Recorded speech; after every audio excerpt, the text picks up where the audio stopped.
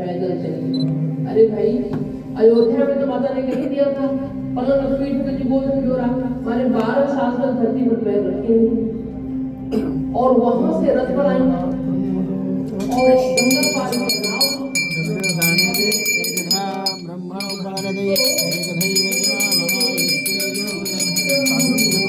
गाड़ी को ऐसे बोल देते ना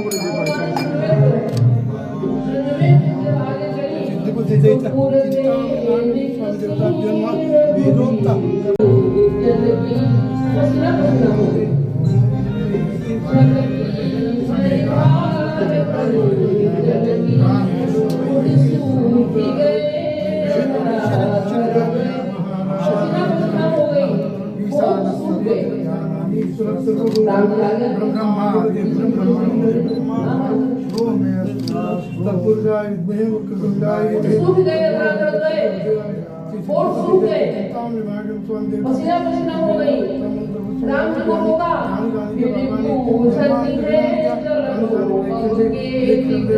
अभी कितना और चलना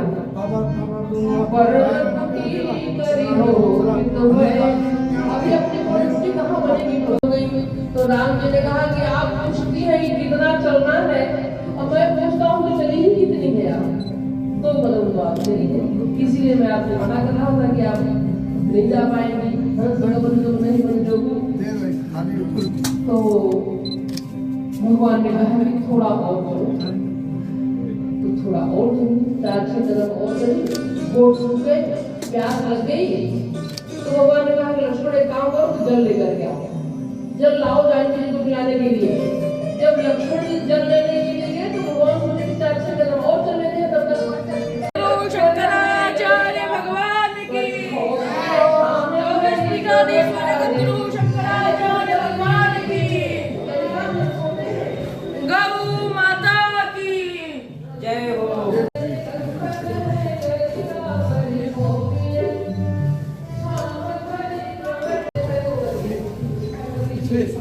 कुंभ से बस यही पहले शंकराचार्य भगवान की गौ माता की गौ हत्या धर्म की धर्म की अधर्म का आप लोग थोड़ा सा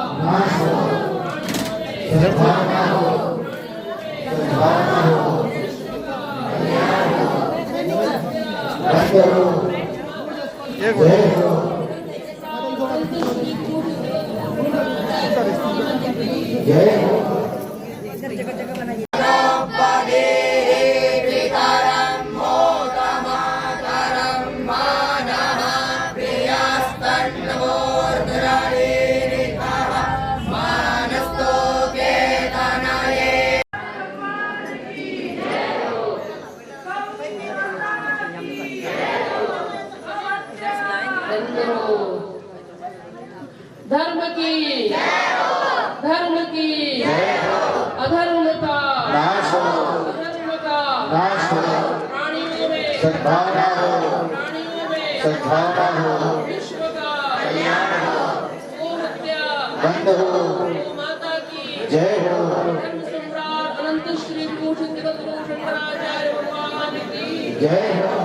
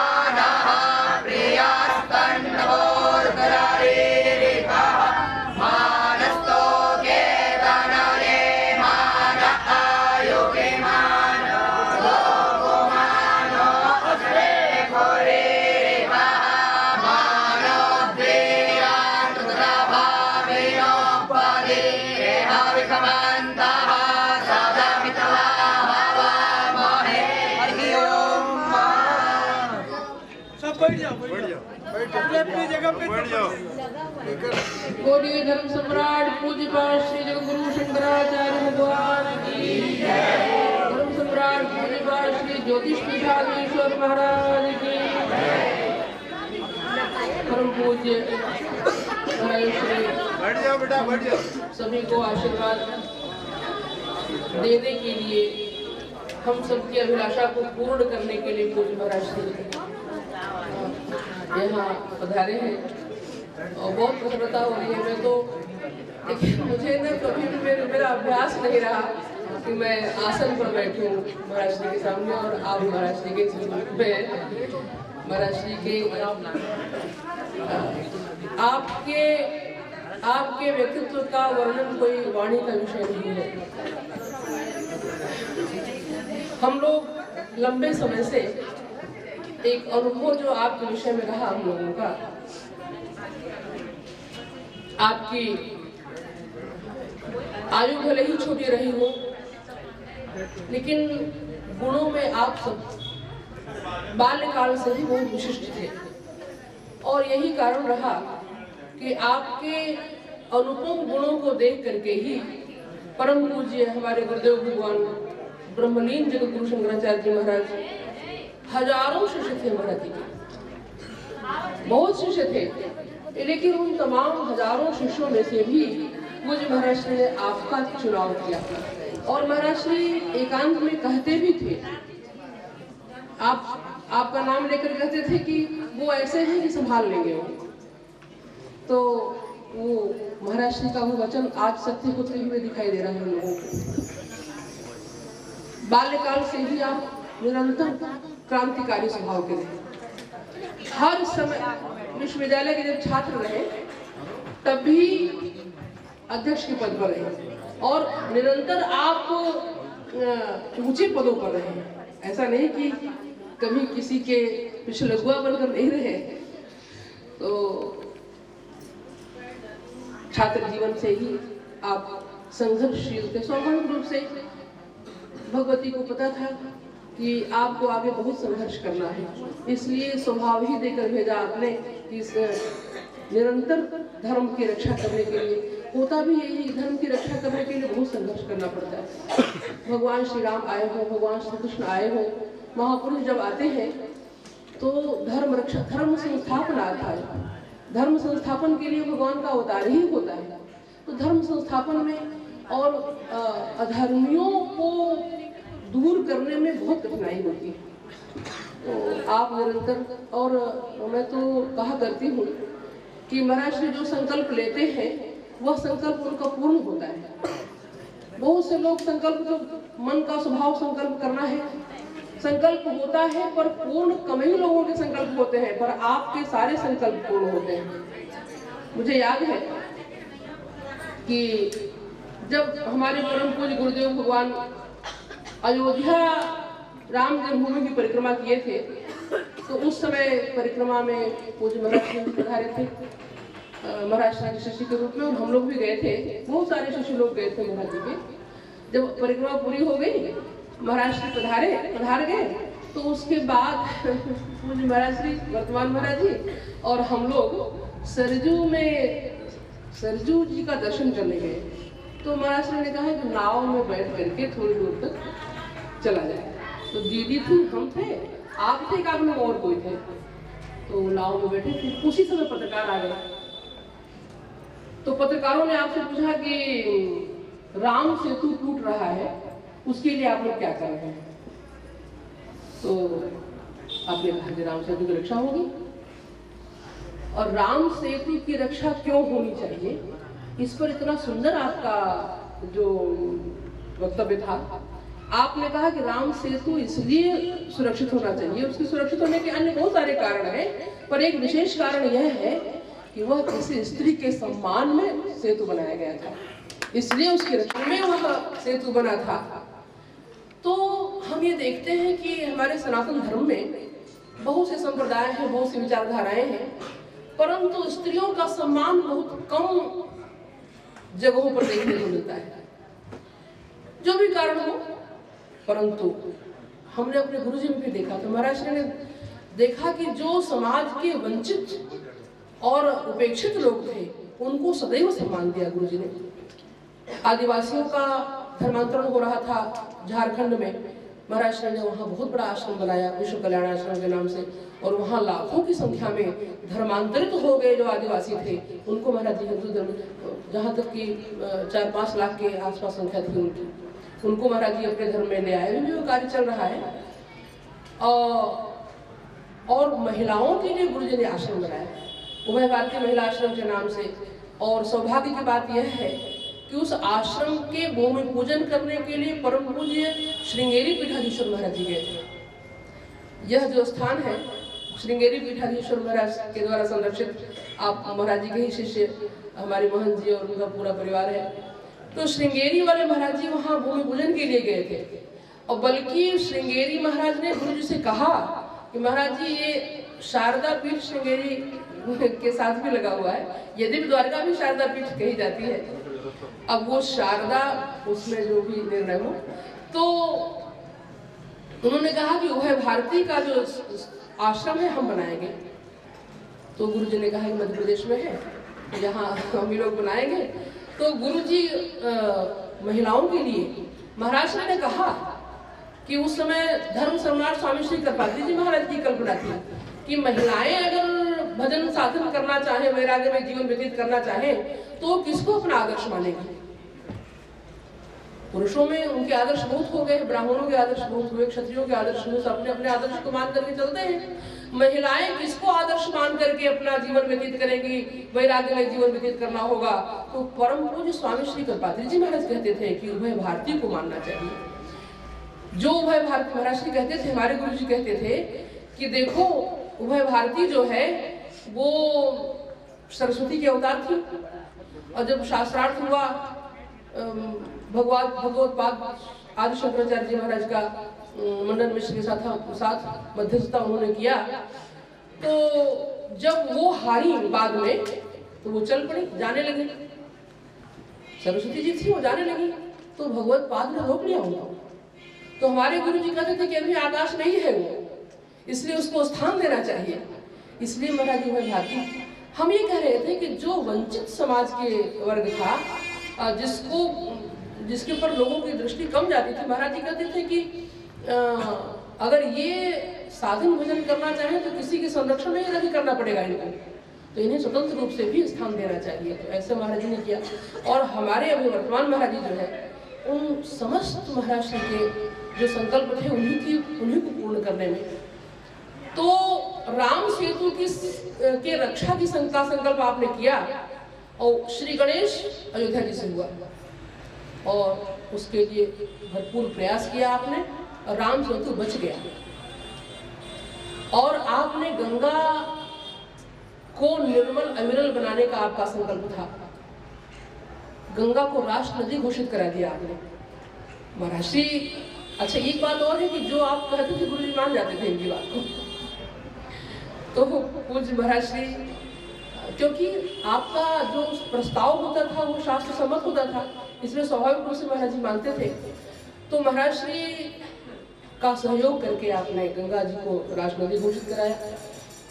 अब वर्तमान समय में आपका सर्वोपरि संकल्प जो है वह गोरक्षा हो। यह गोरक्षा का संकल्प तो बहुत पुराना है भारतवर्ष में। परम पूज्य धर्म सम्राट स्वामी श्री कृपात्री जी महाराज और सभी चाहते हैं गोरक्षा हो, ऐसा कौन नहीं चाहता? कौन वह हिंदू ही नहीं जो न चाहता हो गोरक्षा हो भारत में। भगवान ही गोरक्षा के लिए अवतार ग्रहण करते हैं। विप्रधेनु सुर संत तलीन मनुज अवतार, जो भगवान का ही अवतार गोरक्षा के लिए होता है। तो जो भगवत स्वरूप है वो सबका संकल्प ये होगा। आज पूज्य महाराज जी का संकल्प चल रहा है कि गौ माता राष्ट्र माता, गौ माता को राष्ट्र माता घोषित कराया जाए। उस प्रयास में अनवरत आप अहर्निश लगे रहते हैं। एक आपका स्वभाव है कि जिस कार्य को लेते हैं उसमें रात दिन सोचते हैं, जो कार्य होगा उसी को केंद्र में रख करके। तो अभी आपकी संपूर्ण यात्राएं जो है गोरक्षा के लिए, गौ माता राष्ट्र माता, गौ माता राष्ट्र माता। तो मुझे ऐसा लगता है कि आपका यह संकल्प भी बहुत शीघ्र ही पूर्ण होगा, क्योंकि पहले के संकल्प सब पूर्ण हुए हैं, ऐसा हम लोग देख रहे हैं। तो यह संकल्प भी अधूरा नहीं रहेगा, यह संकल्प भी आपका पूरा होगा और आप धर्म की रक्षा। पूज्य महाराज श्री का आशीर्वाद हमारे गुरु जी कहते थे, और जो शंकराचार्य परंपरा का जो संविधान है उसमें लिखा भी हुआ है, अस्मद पीठ समारूढ़ परिव्राट उत्तरक्षण। हमारी पीठ पर जो समासीन हो, परिव्राजक हो, सन्यासी हो और उन लक्षणों से संपन्न हो, तो भगवत पाद कहते हैं कि वो मेरा ही स्वरूप समझा जाए। तो आज हम आपको भगवत पाद आदि शंकराचार्य के रूप में और अपने परम पूज्य गुरुदेव भगवान के रूप में आपका दर्शन करते हुए हम आपके श्री चरणों में कोटि कोटि नमन करते हैं। और हमको इस मेरी भी बहुत बड़ी अभिलाषा थी कि आपका उद्बोधन श्रवण करने को मिले, अब पूर्ण हो गया। अब दीदी भी आ गई है। ऐसी गणेश जी की कृपा है कि संयोगवश पूज्य महाराज श्री इस समय यहीं पर विराजमान थे। आप काशी में तो बहुत कम ही रहने का अवसर मिल पाता है, पर जब मुझे पता चला कि आप विराजमान हैं, अच्छा रोज मैं चाह कर भी मठ में नहीं जा पाती थी, क्योंकि दिन में तो ये सब कार्यक्रम चलता था और सायंकाल आपके मौन का समय हो जाता था। तो फिर एक परसों तो हम लोग जाने की तैयारी हो गए थे, पर आप जौनपुर पधारे थे उस समय। तो और दीदी भी स्वास्थ्य के कारण अभी दीदी का तो आने का मुश्किल था, तो हमने महंत जी से प्रस्ताव रखा कि अगर मंदिर में ठहरने की व्यवस्था हो जाए तो दीदी आ सकती है। बोले एकदम हो जाएगी व्यवस्था। तो बड़ी उत्तम व्यवस्था इन्होंने किया। तो अभी पूज्य महाराज श्री पधारे हमारे बीच में, और हम लोग, हमारे मन में बहुत अभिलाषा थी, हमने भी निवेदन किया था आपसे, और मेरी प्रार्थना स्वीकृत हुई, इस रूप में स्वीकृत हुई कि ठीक आपने हमने तो परमानंद जी से, परमात्मा ने कहा था कि यही महाराज जी का आसन लग जाएगा, हम लोग बगल में ऐसे हम लोग बैठते थे गुरु जी के साथ, कोई ऐसी नई बात नहीं थी। तो आपने कहा नहीं, बिल्कुल आसन नहीं उठना चाहिए, आसन जहाँ वही रहेगा, हमारा आसन अलग लगेगा। तो अब ठीक आमने सामने तो बड़ा मुश्किल है बैठना, इसलिए हम तो नीचे बैठेंगे। तो अब हम मोहन जी जैसे कार्यक्रम होगा बताएंगे, और महाराज के आशीर्वचन के बाद कथा थोड़ा हो जाए, कथा थोड़ा सा हो जाए तो फिर महाराज जी बोलेंगे। बोलिए भक्त वत्सल भगवान की जय। सम्राट पूज्य पाद श्री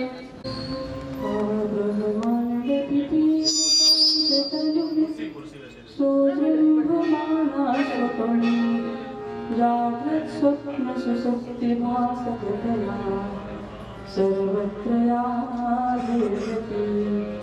सा देवी परमेश्वरी भगवती श्रीराज राजेश्वरी श्री विद्या करुणा निदेशकरी भूया सदा से। बोलिए जगदम्बा महारानी की जय। धर्म सम्राट पूज्यपाद श्री जगद्गुरु शंकराचार्य भगवान की श्री ज्योतिष पीठाधीश्वर महाराज की, श्री द्वारका शारदा पीठाधीश्वर महाराज की, श्री अयोध्यानाथ की, श्री हनुमान जी महाराज की, श्री वृंदावन बिहारी लाल की, श्री काशी विश्वनाथ की, चिंतामणि गणेश भगवान की। हर हर महादेव। परम पूज्य नित्य प्रातः स्मरणीय अनंत श्री संपन्न श्री सद्गुरुदेव महाराज के पावन श्री चरणों का स्मरण करती हूँ। परम पूज्य श्री परम श्रद्धेय श्री जगतगुरु जी महाराज हमारे आपके बीच में विराजमान हैं। हम सबका बड़ा सौभाग्य है अपने अनंत बहुत से जन्मों के पुण्य के परिणाम स्वरूप आप सब लोग काशी में बैठकर महाराज जी का दर्शन कर रहे हैं। भगवान चिंतामणि गणेश का अनुग्रह प्राप्त कर रहे हैं। मुझे तो बिल्कुल एकदम ही विश्वास नहीं था कि मैं यहाँ आ पाऊंगी। तबीयत बहुत अच्छी नहीं चल रही थी तो लक्ष्मी से हमने कहा कि हम नहीं जाएंगे, आप चले जाइए। पर इतनी तबीयत बिगड़ गई कि हमको बनारस आना पड़ा, इलाज के लिए ही आना पड़ा। तो क्योंकि यहीं से पिछले बार थोड़ी तबीयत बिगड़ी थी तो इलाज यहीं से हुआ था, तो हमने कहा यहीं चलते हैं। यहाँ आए तो बहुत ठीक नहीं हो रहा है, तो फिर हमने कहा इसीलिए हम बहुत पूरे समय के लिए आते भी नहीं हैं। अभी आप पधारे तो मैं सुन रही थी ऊपर से, और फिर मन नहीं माना तो चले आए कि आपका दर्शन हो गया। मैं जाना चाह रही थी मठ में भी, पर इतने दूर चल के जाना हमको दिक्कत हो रही थी, इसलिए हम गए नहीं। एक दिन बल्कि सावित्री जी से हमने कहा कि आज चलें क्या, तो आपने कहा कि महाराज जी का सब पता कर लीजिए दीदी, और कैसे कैसे, तो बड़ा नियम आपने सब कठोर ले रखा है। शाम को सूर्यास्त होते होते आप मौन हो जाते हैं। तो आप सबका सौभाग्य है काशी में बैठ करके यहाँ। हम तो बहुत पहले सुना करते थे कि संसार में ये संसार असार है, और असार संसार में अगर सार कुछ है तो चार ही सार है। क्या?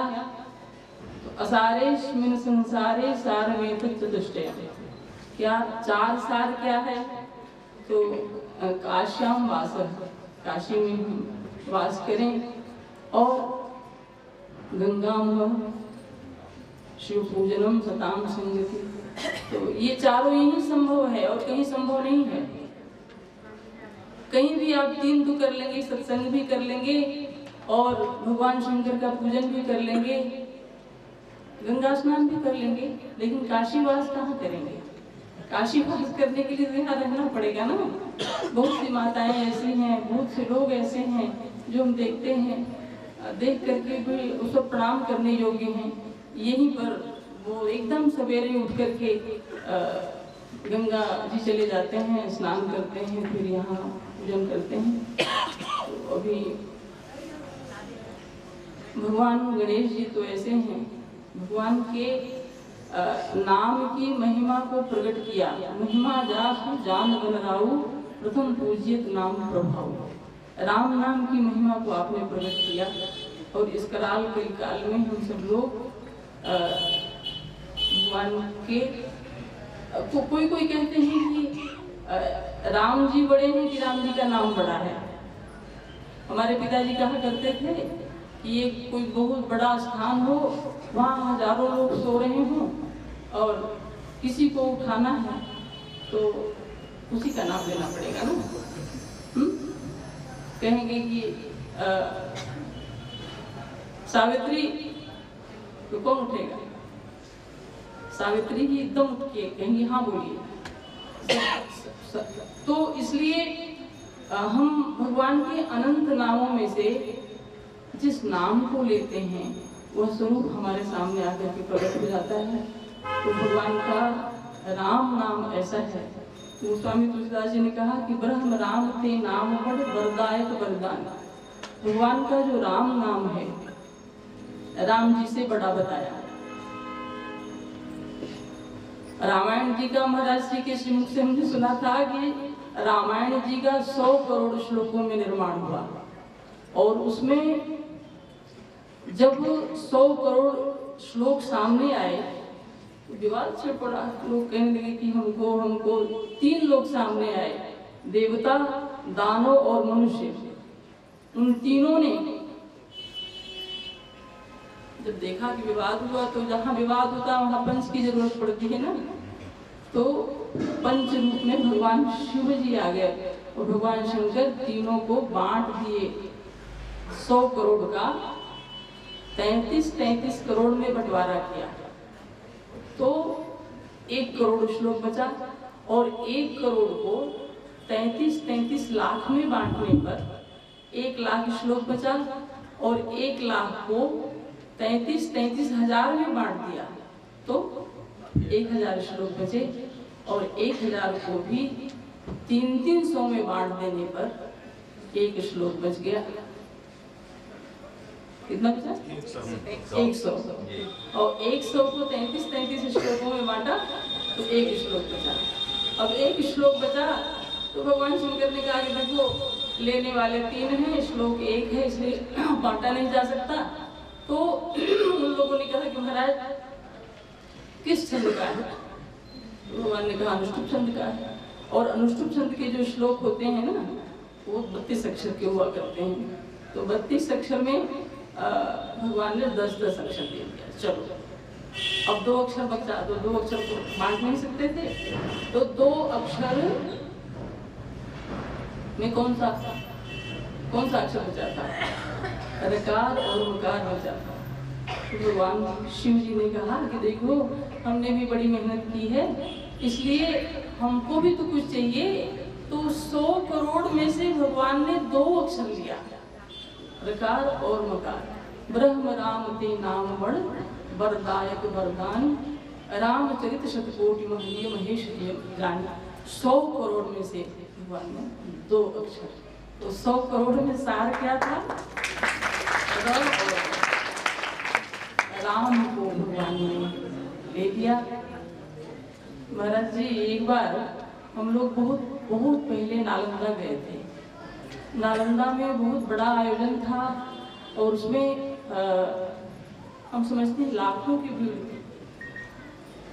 ये किलाधीश जी आए थे, लक्ष्मण किलाधीश, सीताराम शरण जी। तो सीताराम शरण जी से किसी ने कहा कि महाराज जी समझ में नहीं आता, इतने भ्रमित हो जाते हैं हम लोग कि भगवत प्राप्ति का साधन क्या है, हमें क्या करना चाहिए। तो किलाधीश जी ने कहा कि देखो हमने तो बहुत अध्ययन कर लिया, लेकिन सब करने के बाद अब यही समझ में आता है कि नाम जप ही करना चाहिए। राम नाम से बड़ा भगवान को पाने का कोई साधन नहीं है, इसलिए भगवान का नाम जप करें तो हमारे आप सबके लिए केवल भगवान का नाम, और किसी भी परिस्थिति में हम भगवान का नाम ले सकते हैं। सोते जागते उठते बैठते। एक बार की बात मुझे याद आ रही है, धर्म सम्राट पूज्य श्री स्वामी कृपात्री जी महाराज से किसी पंडित ने, बहुत अच्छे पंडित थे, उन्होंने कहा कि महाराज जी पता नहीं क्यों कुछ दिन से मन में हो रहा है कि हम इस्लाम धर्म स्वीकार कर लें। महाराज जी ने कहा मुझे ऐसा नहीं लगता कि तुम इस्लाम धर्म स्वीकार करोगे, और क्यों कर रहे हो, ऐसी बात क्यों कर रहे हो? कहने लगे कि अपना ये सनातन धर्म में तो महाराज जी एकदम सवेरे 3 बजे उठ जाओ, फिर ठंड कड़ाके ठंड में स्नान करो, और सारी तो अब बन नहीं पा रहा है, और उन लोगों को बिना नहाए धोए नमाज अदा कर लेना पड़ता है। तो स्वामी जी ने कहा कि अपने यहाँ पे तो बड़ी सुविधा है, तुम राम नाम जप करना है तो बिल्कुल, उन्हें तो उठ करके हाथ पैर भी धोना पड़ेगा, तुम तो अपने रजाई में कंबल में बैठे रहो, हाथ पैर भी मत धो, राम नाम जपते रहो, उतना ही तुमको पुण्य होगा जो तुम बैठ करके बहुत बड़ा कर्मकांड खूब करो, सब कुछ मत करो, राम नाम जपो। तो भगवान श्री राम का नाम जो है, ब्रह्म राम के नाम बड़ वरदायक वरदान है। हम आप सब लोग बड़े सौभाग्यशाली हैं, महाराज श्री के श्रीमुख से कुछ श्रवण करें। हम तो आए थे इसीलिए, लेकिन आपका आदेश था इसलिए। बोलिए धर्म सम्राट पूज्यपाद श्री जगद्गुरु शंकराचार्य भगवान की जय, चिंतामणि गणेश भगवान की जय, हर हर महादेव।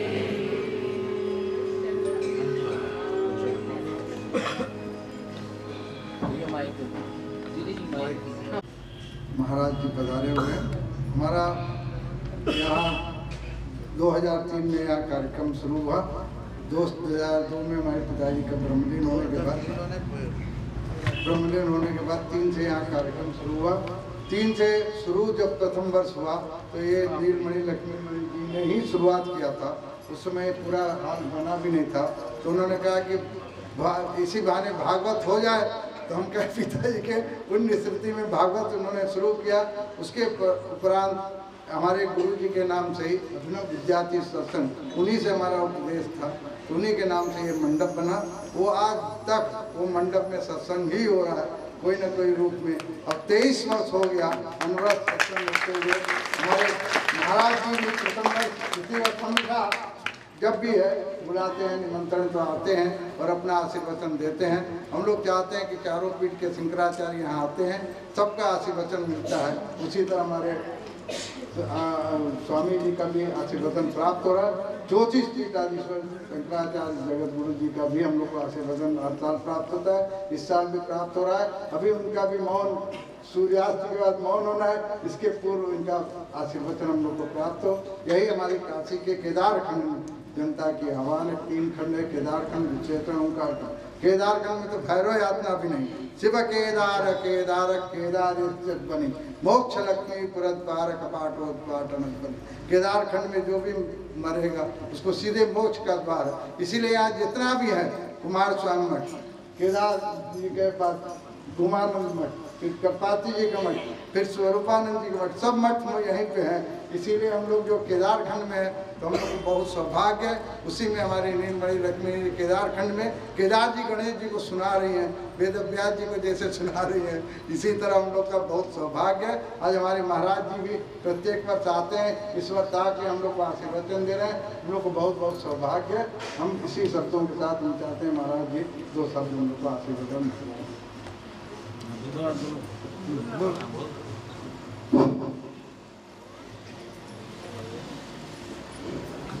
सदाशिवसमारम्भां शंकराचार्य मध्यमाम् अस्मदाचार्य पर्यन्तां वन्दे गुरुपरम्परां।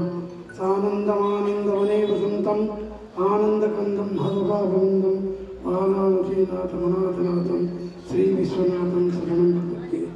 मनसा चिन्तितं कार्यं साधितं मणिवत्त्वया नाम्ना चिन्तामणिति चिन्तितार्थफलप्रदा।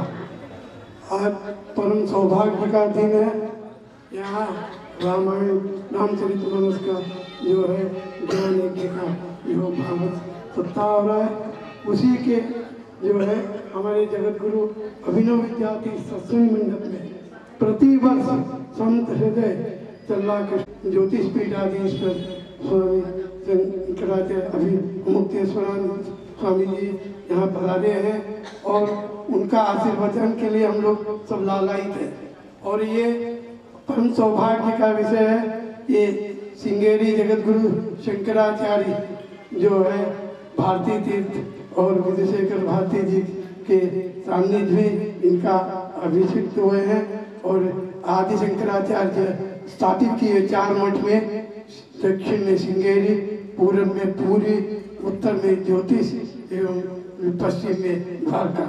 और इस सिंगेरी से और द्वारका, ज्योतिष, पूरी चारों पीठ से एक शंकराचार्य का जो है चतुरानंद सम्मेलन भी कई बार हो चुका है। और सिंगेरी और पूरी द्वारका और ज्योतिष पीठ से सिंगेरी का बहुत संबंध जो है अटूट संबंध है। और जो भी कार्यक्रम होता है श्रृंगेरी महाराज जी के आशीर्वाद, भारती तीर्थ स्वामी जी जगत गुरु जी का आशीर्वाद से ही ये सब महाराज जी कार्यक्रम करते हुए आते हैं। और उनके आदेश के अनुसार जो है हर एक कार्यक्रम उनका होता रहता है। हमारे अनुभव भी बहुत है, समय बहुत कम है।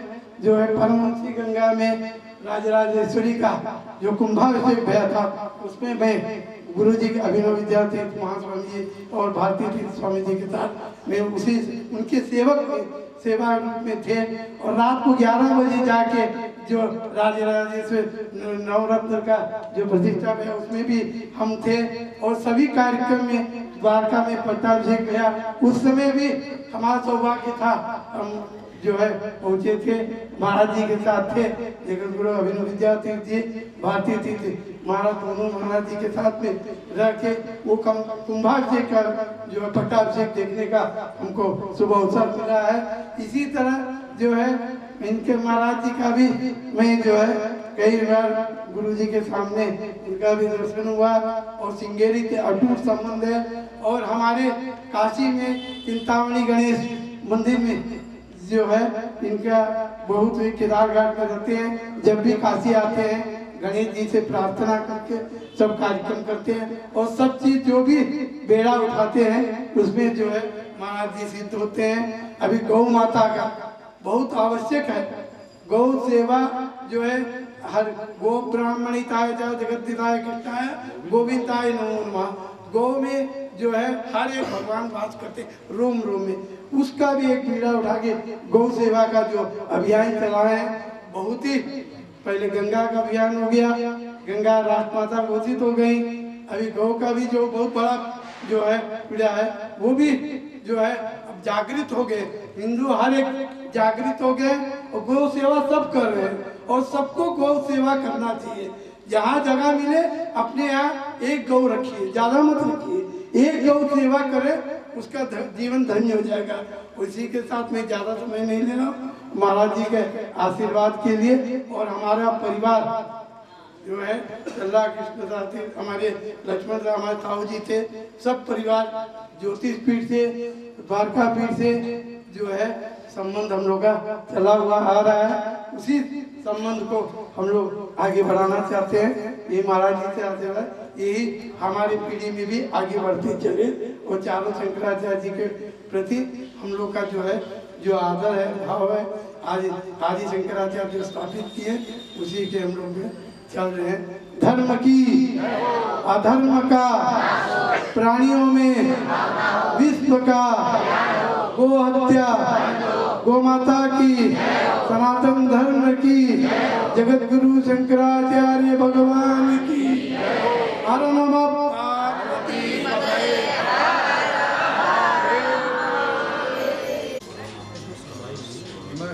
लगा भी हुआ था।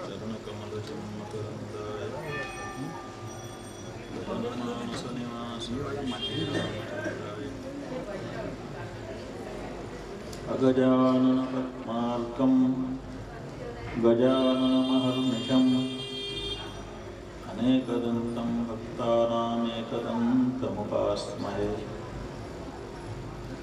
उद्भवस्थितिसंहारकारिणीं क्लेशहारिणीं सर्वश्रेयस्करीं सीतां नतोऽहं रामवल्लभा। अवतीर्णश्च कालभ्यां केदारेऽन्तर्हितश्च यः चतुष्पीठप्रतिष्ठाता जयतात् शङ्करो गुरुः। श्रीराम जय राम जय जय राम।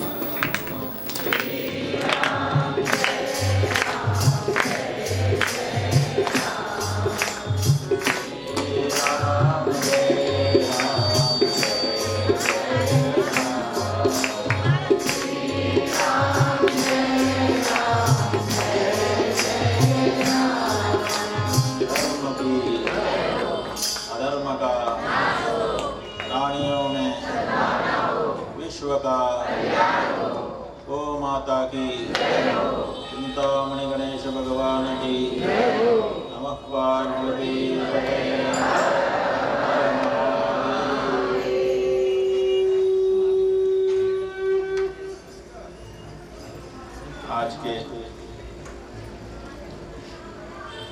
इस पावन वातावरण को निर्मित करने में प्रमुख भूमिका निभाने वाली हमारी आदरणीय बहनें नीलमणि शास्त्री जी, लक्ष्मीमणि शास्त्री जी, इस मंदिर के महंत और केवल महंत जी ही नहीं, जैसे भगवान श्री राम चारों भाइयों के साथ दिखाई देते हैं, ऐसे ये हमारे महंत जी भी 4 भाइयों के साथ दिखाई देते हैं।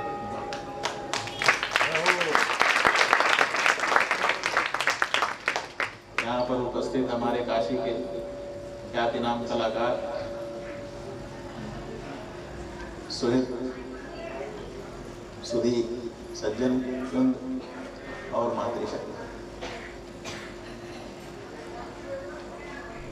असारे खलु संसारे सारमेतत् चतुष्टयम् काश्यां वासः सतां संगः गंगाम्बस्य।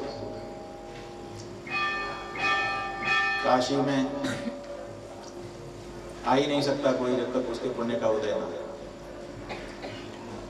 यहाँ पर पुराणों में उल्लेख है कि जब कोई आता है और काशी की परिधि में प्रवेश करना चाहता है तो उसको वहीं पर मार करके भगा दिया जाता है, अंदर नहीं आ सकता। हो सकता है आप में से कुछ लोगों को पता न चला होगा कि यहाँ कोई बाउंड्री भी है, यहाँ कोई दरवाजा भी है। हम तो आए, हमको तो किसी ने नहीं रोका। हम तो आए, हमें तो पता ही नहीं चला कि रोक भी बनी हुई है।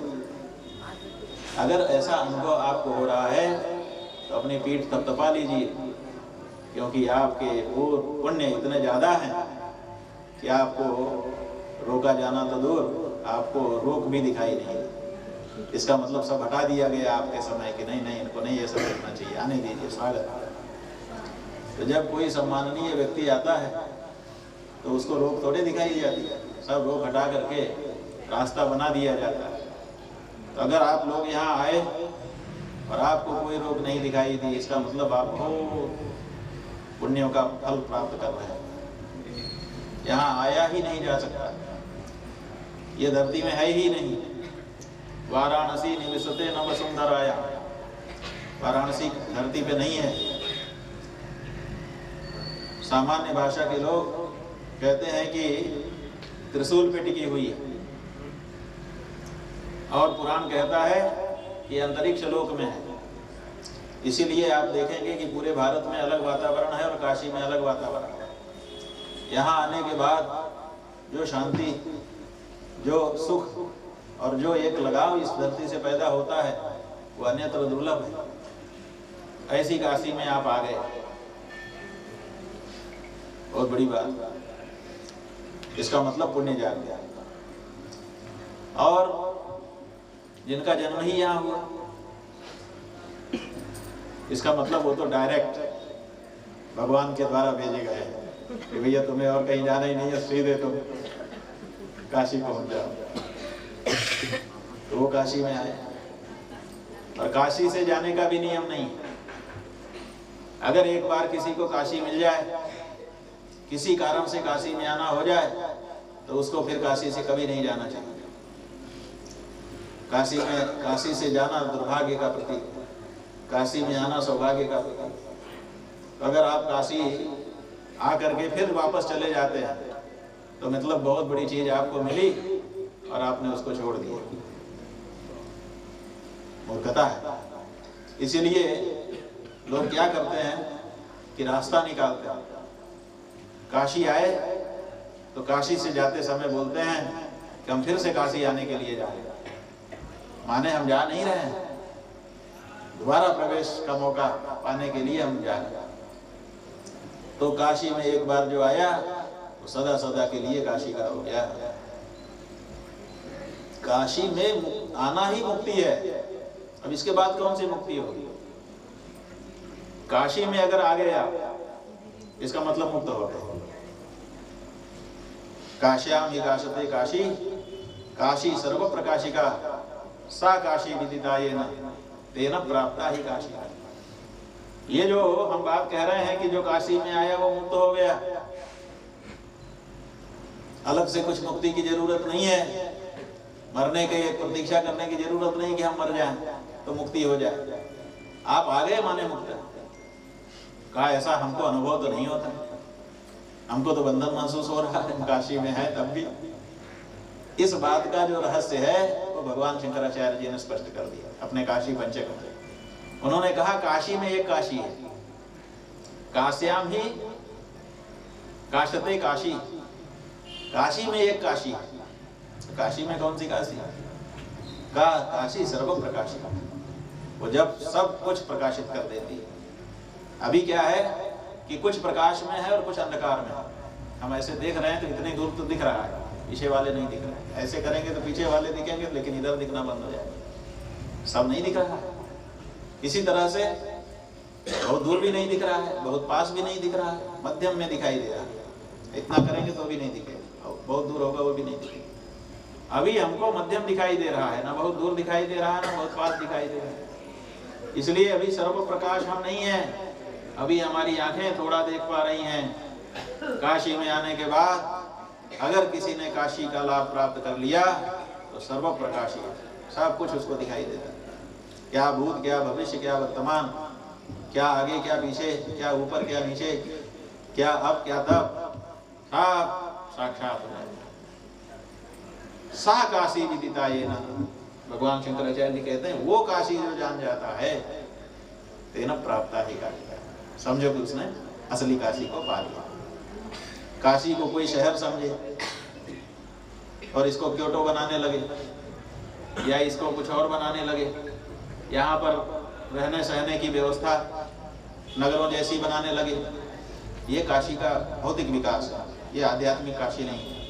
आध्यात्मिक काशी यहाँ रह करके यहाँ के वातावरण का अनुभव है। वो स्पंदन, वो तरंगे जो यहाँ पर प्रवाहित हैं, जब तक यहाँ पर आकर के आपने उन तरंगों का अनुभव नहीं किया तब तक काशी आकर के भी काशी नहीं आए। जैसे छाता लगा के कोई नहा ले, रेनकोट पहन के नहाने की बात करी जाए तो ऐसा ही हो जाए।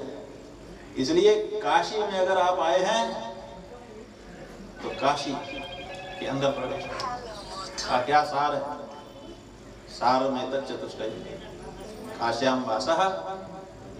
काशी में अगर रहो तो सार क्या है? सताम संगः, सत्संग करो। ये सत्संग मंडप जो हमारे गुरु जी महाराज के नाम पे बना हुआ है, अभिनव विद्या तीर्थ जी महाराज के नाम, इकाई के लिए बना। अगर काशी में रहे हो तो सत्संग में आओ, यहाँ सत्संग हो रहा है, क्या हो जाएगा? गंगा अम्बा, यहाँ गंगा का जल मिलेगा। अरे भाई यहाँ कैसे मिलेगा?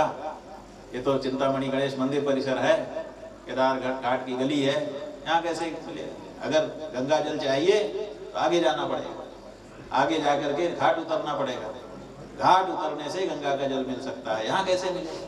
क्या नहीं, यहाँ भी गंगा बह रही है। ये कौन सी गंगा है? ये ज्ञान की गंगा है, वो यहाँ बह रही है। काश्याम वासः, आप काशी क्षेत्र में हैं कि नहीं है वो अलग बात, लेकिन पुराण ही कहता है कि आप कहीं रहिए। शिवः काशी शिवः काशी, काशी काशी शिवः शिवः इति ब्रुवाण सततम काशी वास फलम भवेत्। शिव शिव काशी काशी, शिव शिव काशी काशी, हर समय ज्ञान की इच्छा मन में रखते हुए भगवान शिव का स्मरण करना, इसी का नाम काशी में रहना है। काशी में रह करके खाना पीना सोना नहाना ये नहीं, काशी में रह करके ज्ञान की इच्छा करना, गुरु की सनिधि को प्राप्त करने की लालसा मन में रखना। शिव जो है गुरु हैं और ज्ञान उनका उपदेश है। तो काश्याम वासः, काश्याम वासः कब हो जाएगा? जब ज्ञान के प्रति आपकी उत्सुकता जाएगा, समझो काशी में रहेगा। सताम संगः कब हो जाएगा? जब किसी गुरु के पास पहुंच जाए, जहाँ उपदेश दिया जाए। और गंगाम्बा, वहाँ ज्ञान की गंगा बहेगी। और फिर शिव पूजनम, शिव पूजन का मतलब है आत्म साक्षात्कार। क्योंकि सबसे बड़ा शिव जी का जो लिंग है वो आत्मलिंग है। उस आत्मलिंग का दर्शन करना, उसको नमस्कार करना, यही तो पूजा है। तो काशी में जो रहे उसको आत्म साक्षात्कार होना चाहिए, और यहाँ पर ऐसा वातावरण है कि थोड़ी सी कोशिश करोगे तो हो जाएगा। बाकी जगह भी नहीं होता, ऐसी बात नहीं है, बाकी जगह भी होता है, लेकिन कोशिश ज्यादा करनी पड़ती है। यहाँ सहज में हो जाएगा। और यहाँ पर जाने कितने लोगों को सहज में आत्म साक्षात्कार हो चुका है। चाह गई, चिंता गई, मनवा बेपरवाह, जाको कछु न चाहिए तो सावों का कछु न चाहिए किसको? जिसको आत्म साक्षात्कार हो गया वो निरपेक्ष हो गया, और जिसको आत्म साक्षात्कार नहीं हुआ वो अभी किसी न किसी की अपेक्षा कर रहा है कि हमें ये चाहिए, हमें ये चाहिए, हमें ये चाहिए।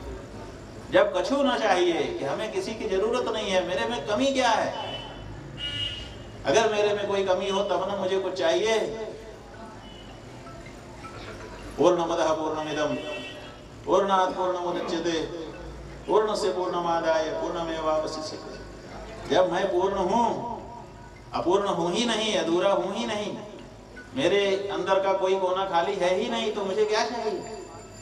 जिसका खाली हो वो भरने के लिए कुछ चाहे, और जिसका सब कुछ पहले से भरा हुआ है, घनत्व तो बना हुआ है, वो क्या करेगा? तो इसलिए काशी का ये जो स्वरूप है ऐसा है, आत्म साक्षात्कार की ओर प्रेरित करता है। और ये आत्म साक्षात्कार क्या है? आत्मा में रमण करना,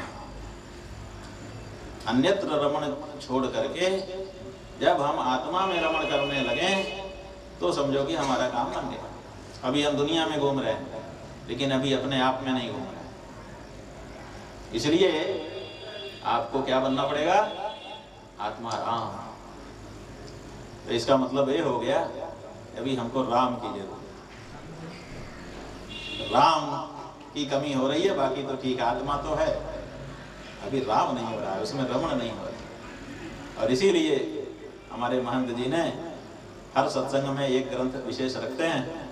इस बार भगवान श्री राम का ग्रंथ रामचरितमानस रखा है, और लक्ष्मी मणि जी को बुलाया, आप आइए।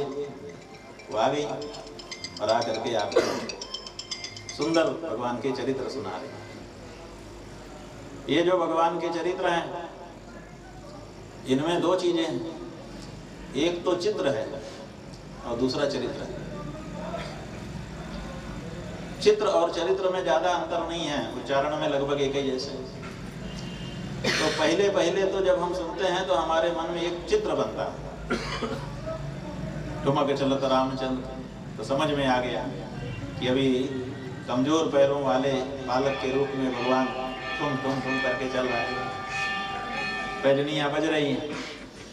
उसके बाद सुनते हैं कि काग भुसुंडी जी आ गए, उनके साथ लीला हो रही है, दूध भात का कटोरा, उसमें चोंच मार के भाग रहे हैं, भगवान पकड़ रहे हैं, आदि आदि। और उसके बाद फिर विश्वामित्र जी आ गए, उसके बाद फिर स्वयंवर हो गया, धनुष तोड़ दिया है, विवाह हो गया है, वापस आ गए हैं।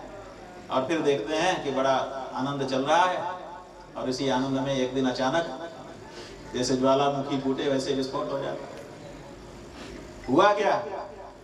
जा रहे थे राजा बनने, और पता चला कि जंगल में भेज दिए गए, शरीर से वस्त्र तक उतार लिए गए,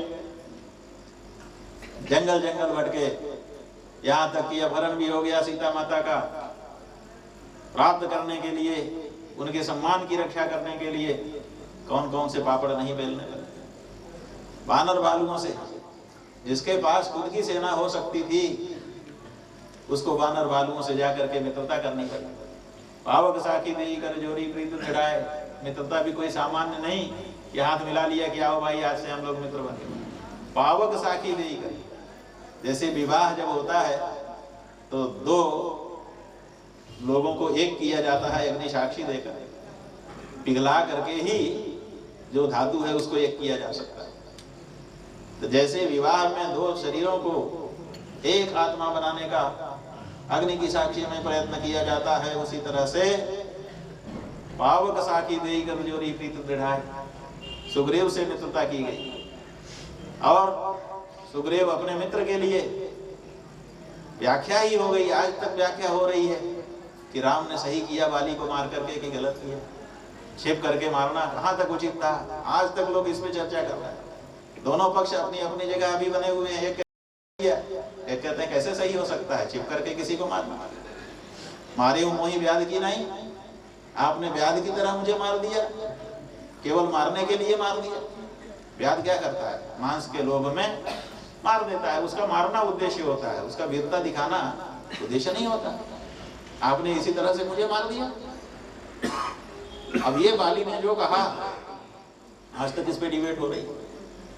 अपने मित्र के लिए भगवान को ये भी करना पड़ा और फिर निकल करके जाना पड़ा। भरत जब भगवान को मनाने के लिए प्रयाग आए तो वो गंगा यमुना की धारा के सामने हाथ जोड़ करके खड़े हो गए। तो स्वामी तुलसीदास जी ने लिखा, कर जोरे मांगो भीख, मैं भीख मांग रहा। गंगा यमुना प्रकट हो गई, कहा भीख नहीं मांग सकते, आप क्षत्रिय हैं। कहा आरत काह न करे कुत्र, मांगो भीख त्याग निज धर्मो, आरत काह न करे को कर्मो, मैं आर्त हूं। भगवान श्री राम धर्म पालन कर रहे हैं और वहीं भरत कह रहे हैं मैं तो आर्त हो गया। आर्त व्यक्ति क्या धर्म पालन भी करेगा, वो तो अपना धर्म भी छोड़ करके ऐसी परिस्थिति में चले गए।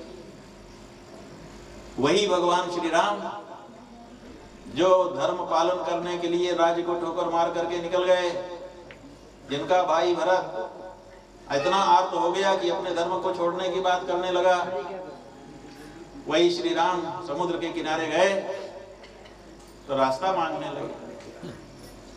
कर जोरे, वो भी हाथ जोड़ लिए समुद्र के सामने कि महाराज हमको रास्ता दे दीजिए, लंका जाना है, हमारे साथ बड़ी सेना है वानर भालुओं की, कैसे उतरेगी पार। क्या भगवान श्री राम भी आर्त हो गए? कहा तो नहीं कि हम आर्त हो गए हैं, लेकिन जो दिखा उससे तो यही लगता है कि वो भी धर्म का परित्याग करके आर्त श्रेणी में जाने लग गए। ये तो भला हो समुद्र का कि उसने उनको श्रेणी में जाने नहीं दिया। भला हो भगवान श्री राम के पार्श्ववर्ती उनके अनुज लक्ष्मण जी का कि उनका प्रभाव भगवान में प्रविष्ट हुआ और उनको आवेश आया। लक्ष्मण बाण सरासना, लक्ष्मण जी की ओर देखा, लक्ष्मण जी का प्रभाव आ गया। ऐसा हुआ होगा कि भगवान श्री राम जब कमजोर पड़े होंगे, उनको कमजोर पड़ता देख करके लक्ष्मण जी सामने आए होंगे और लक्ष्मण जी को देख करके भगवान फिर से संभल गए होंगे। लक्ष्मण जी को कहा होगा लाओ अभी अग्निबाण से समुद्र को सोख लेता हूं। हाथ जोड़ के, अभी तक भगवान श्री राम ने हाथ जोड़ा था, समुद्र हाथ जोड़ के आ गया, साथ में भेंट भी ले आया कि महाराज कृपा करिए, सुखाइए मत, हम लंका में जाकर के क्या क्या नहीं करना पड़ा। शक्ति आराधना करनी पड़ी, इसके लिए शक्ति की प्राप्ति के लिए, बल पाने के लिए बल खर्च करना पड़ता है। आपको अगर बलवान होना हो तो दंड बैठक लगानी पड़ेगी। काशी में अखाड़े हैं कि अगर शक्ति चाहिए तो पहले शक्ति खर्च करो, तो शक्ति की आराधना करनी पड़ी और तब जा करके शांति रूपी सीता को भगवान श्री राम ने प्राप्त किया। ये सब क्यों हुआ?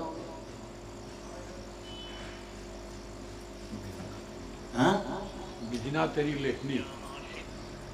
बात यह है कि बहुत सारी व्याख्या है।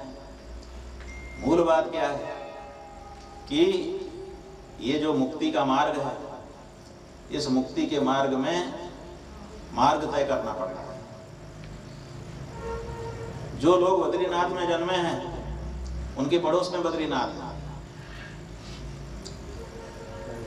सवेरे उठते ही बद्रीनाथ की घंटी उनके कान में सुनाई देती है, बाहर निकलते ही शिखर का दर्शन होता है, वहीं से लोग आ रहे हैं, वहीं लोग जा रहे हैं, लेकिन वो भाव नहीं उत्पन्न हो पाता। कौन सा भाव? जो भाव केरल से चल करके, कर्नाटक से चल करके काशी से चल करके, छत्तीसगढ़ से चल करके, महाराष्ट्र से चल करके और त्रिपुरा और मिजोरम से चल करके गए हुए भक्त का बनता है कि मैं बद्रीनाथ आ गया। जब उतना चल के जाता है तब भाव बनता है। और वो बद्रीनाथ वाले का भाव कब बनेगा? जब वो खुद चल के रामेश्वरम जाएगा, तब भाव बनता है। तो जो ये काशी है, इस काशी में जो आएगा उसको आत्म साक्षात्कार होगा, वो आत्माराम बनेगा। इस बात का पता कैसे चलता है कि राम जी ने समुद्र पार करने के पहले ईश्वर की आराधना की और कहा इच्छित फल बिनु शिव अवराधे लहई की कोटि जतन को साधे। जब तक शिव आराधना नहीं करोगे आपकी मनोकामना पूरी नहीं है। यहाँ चिंतामणि गणेश बैठे हुए, चिंतामणि गणेश जी काशी में क्यों बैठे हैं? जो सोचोगे वो हो जाएगा। अभी हम नीचे गए, हमारे महंत जी अन्नपूर्णा प्रसाद जी, महंत जी के भाई तो महंत ही, तो ये महंत जी बोले कि मनोरथ कर लीजिए जो करना है। संस्कृत में बोले मनोरथ कर, ये मनोरथ पूरा कर रहा है। हम लोगों ने बहुत किया है, मनोरथ तो पूरा किया ही। ये कैसे कर रहा है? काशी में बैठे शिव जी के भेजने से काशी आए और यहीं पे विराजमान होकर के इच्छा पूर्ति का वरदान दे रहे। राम जी ने शिव की पूजा की और शिव जी क्या कर रहे हैं? राम जी ने शिव की पूजा की, इसलिए रामेश्वर नाम पड़ गया भगवान का। आज भी दर्शन हो रहा है। और यहाँ शिव जी क्या कर रहे हैं? काशी खंड में उठा करके देख लीजिए, पेयम पेयम श्रवण पुटकैहि राम नामाभिराम। अपने कानों से पीजिए। लोग कहते हैं क्या पिला रहे हैं आप? कहते हैं राम नामाभिराम। अभिराम राम नाम, उसका पान कीजिए। और कैसे? कि जैसे फेरी लगाने वाला अपनी चीज को बेचने के लिए फेरी लगाते समय बोलता है ना, अमुक ले लो, अमुक ले लो, अमुक ले लो। ऐसे ही यहाँ भगवान शंकर गली गली में घूम के कह रहे हैं, विद्याम विद्याम अटति जटिलः कोटि काशी निवासी। राम नाम सुनो, राम नाम सुनो, राम नाम सुनो। सुन लो भाई, क्यों? ये जो राम नाम सुनोगे तो कानों के दरवाजे से ये राम जी का नाम तुम्हारे हृदय में उतरेगा और तुमको आत्माराम बना देगा।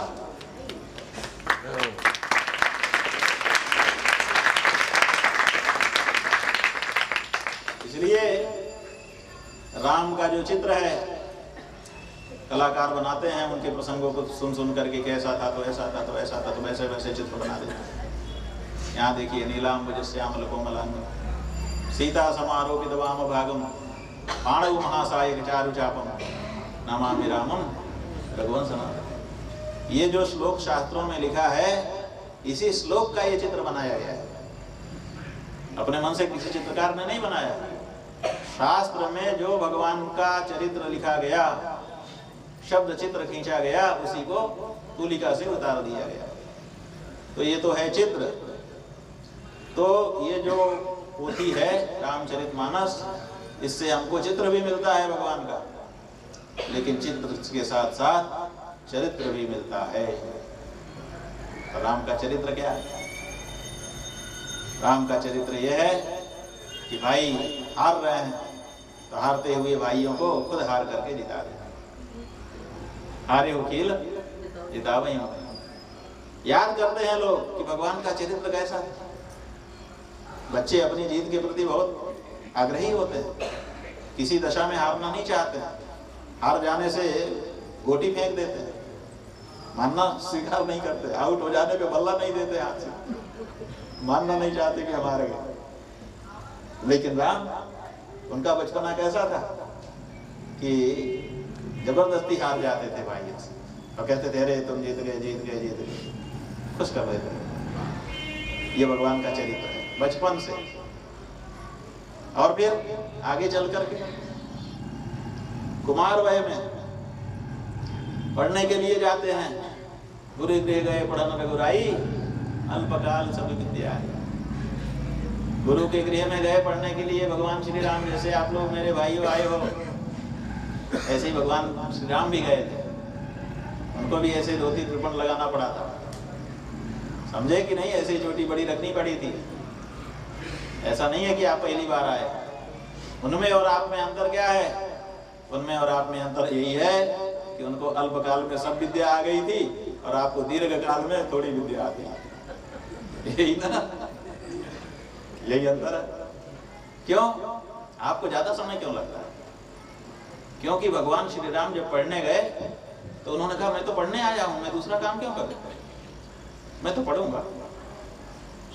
तो उनके पास जितना समय था उसको पढ़ने में लगा था। और आप लोग आए हैं पढ़ने, लेकिन पढ़ते कितनी देर? जबरदस्ती जब आचार्य गण आकर के आपके ऊपर चढ़ जाते हैं कि ए क्या करता है, पढ़, तो आप किताब खोलते हैं। और किताब खोल करके भी किताब में मन नहीं जाता है, मन तो कहीं हो रही है। उसको थोड़े पकड़ पाएंगे आचार्य जी।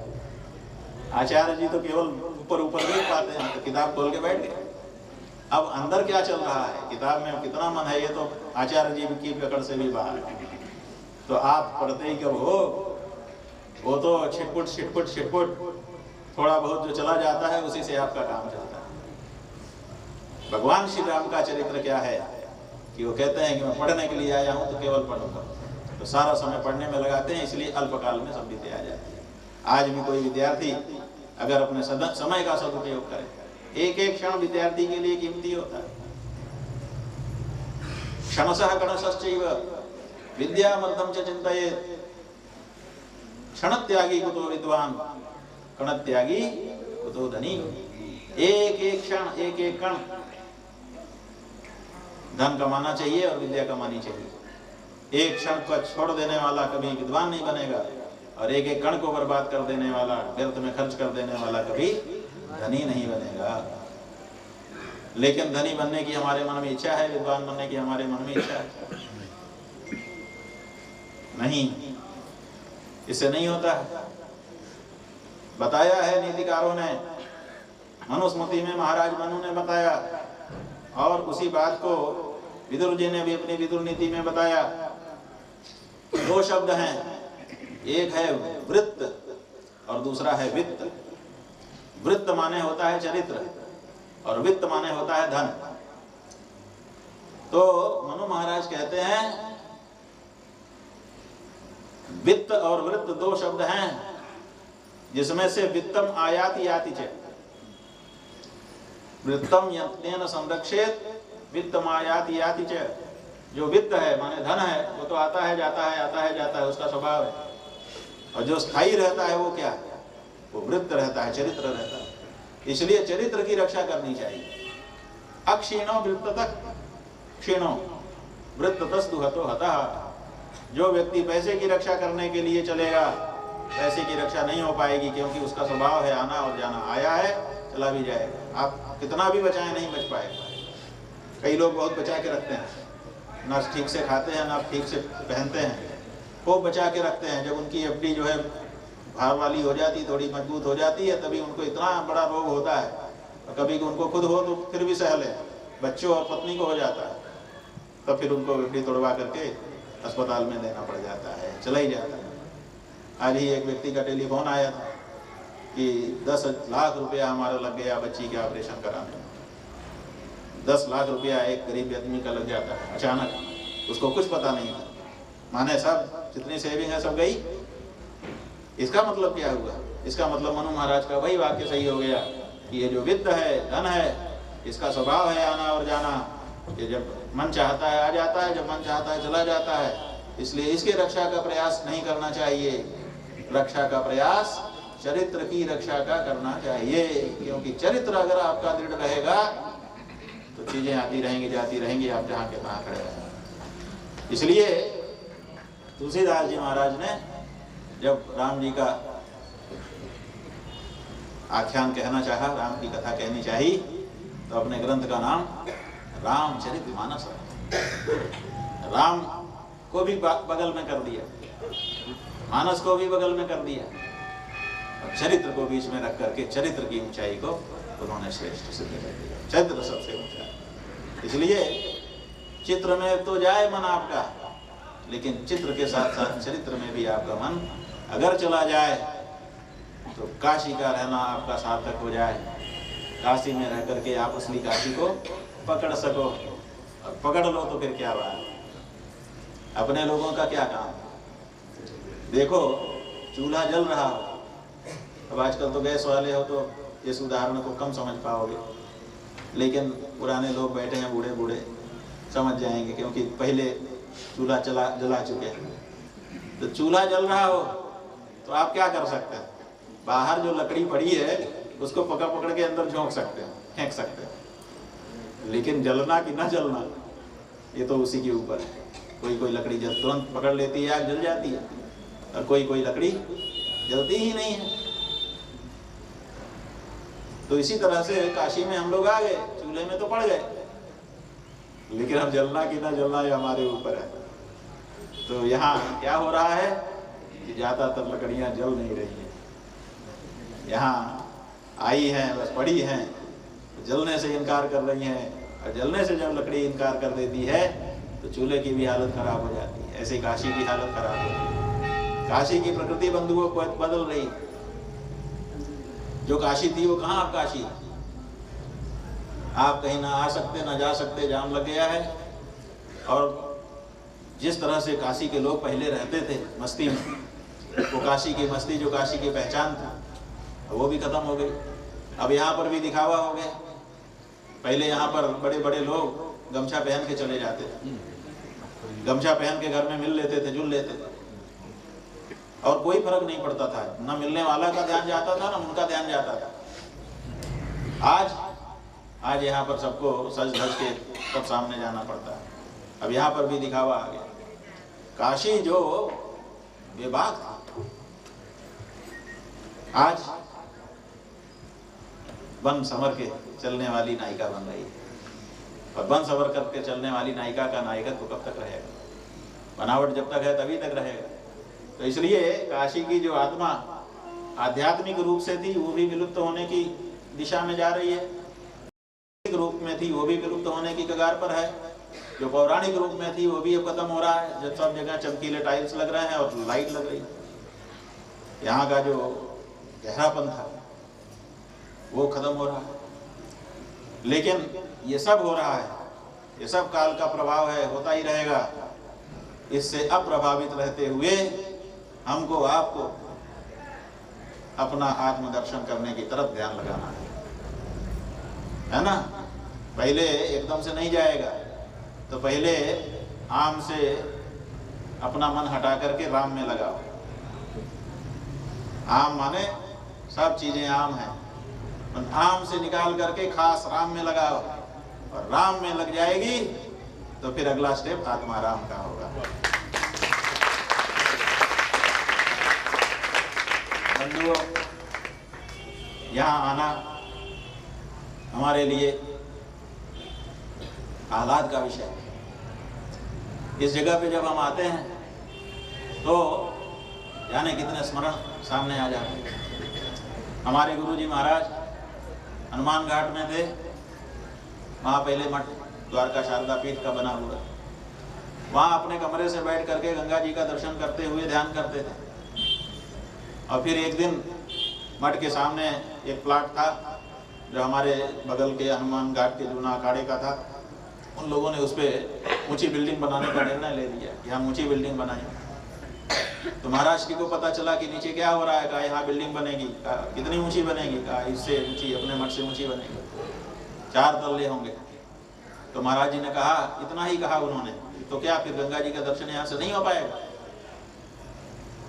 कोई कुछ नहीं बोला। कई लोग थे, हो सकता है बहनें भी हमारी रही। गुरुजी ने इतना ही बोला, तो क्या यहाँ से फिर गंगा जी का दर्शन नहीं हो पाएगा? सही है कि नहीं हो पाएगा।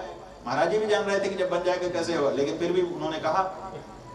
लेकिन जो लोग सुन रहे थे, वहाँ 5-7 लोग थे, हम भी खड़े थे, कोई कुछ कह नहीं पाया कि हाँ महाराज जी ऐसा होगा। क्या कहना, क्या हो तो मानी हुई बात। और फिर महाराज जी चले गए, और चले जाने के बाद 1.5 साल तक नहीं आए।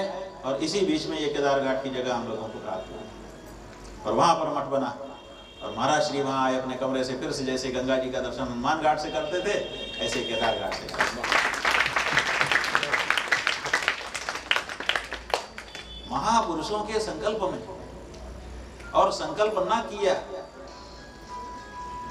ऐसा थोड़े सोचे होंगे बस कि ऐसा नहीं होगा, इतने मात्र से किसी ने संकल्प कर लिया और जब वो अगली बार काशी आए तो उनको गंगा जी देखती जगह पर मठ उपलब्ध हो गया। कितना बड़ा संकल्प रहा हो, क्या संकल्प शक्ति रही। अभी हमारे महान जी ने कहा कि यहाँ पर करपात्री जी महाराज का स्थान है, यहाँ पर भूमानंद जी महाराज का स्थान है, यहाँ पर हमारे गुरु जी का नाम लिया उनका स्थान है।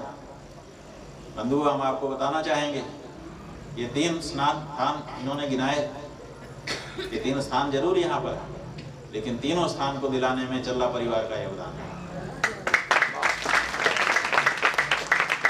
करपात्री जी महाराज का जो स्थान है वो विजयनगरम के राजा की कोठी थी और चल्ला शास्त्री जी के अंडर में थी। और जब करपात्री जी महाराज को केदार घाट में रहने की इच्छा हुई उन्होंने महाराज जी को समर्पित किया, चल्ला शास्त्री यही चल्ला। और जब भूमानंद जी महाराज को इच्छा हुई तो चल्ला शास्त्री जी ने मध्यस्थता करके कर दिया। ताहिरपुर कोठी था वो, ताहिरपुर कोठी वालों का के ऊपर भी इनका प्रभाव था, इन्होंने उनको करवा दिया। और जब महाराज श्री का मन हुआ कि अब गंगा जी नहीं दिखेंगी तो चल्ला शास्त्री जी के माध्यम से बात हुई, फिर और प्रसंग बने और ये महाराज जी का स्थान हुआ। तो ये 3 स्थान अगर इस मोहल्ले में हैं तो इन 3 स्थानों को बनाने के लिए चल्ला परिवार भी इसी मोहल्ले में।